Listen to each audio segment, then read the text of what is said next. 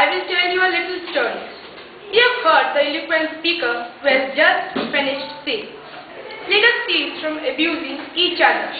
And he was very sorry that there should be always so much variance. But I think I should tell you a story which could illustrate the cause of this variance. A frog lived in a well. It had lived there for a long time. It was born there and brought up there, and yet was a little small frog. Of course, the evolutionists were not there to tell us whether the frog lost its eyes or not.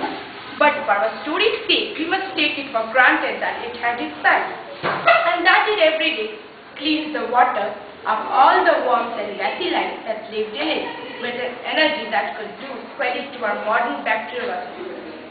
In this way, it went on and became a little sleek and fat. Well, one day, another frog that lived in the sea came and fell into the well. "Where are you from?" "I am from the sea." "The sea? How big is that?" "Is it big as my well?"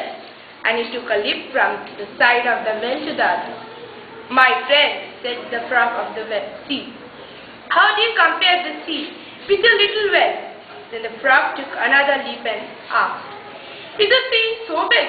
"What nonsense you speak to compare the sea with your well." "Well then," said the frog of the well, "nothing can be bigger than my well. There can be nothing bigger than this. This fellow is a liar. So turn him out."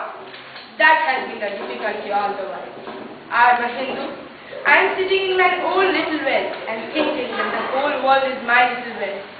The Christian sits in his little well and thinks the whole world in his well. The Mohammedan sits in his little well and thinks that is the whole world. I have to thank you, America, for the great attempt you are making to break down the barriers of this little world of ours. And hope that in the future, the Lord will help you to accomplish your purpose.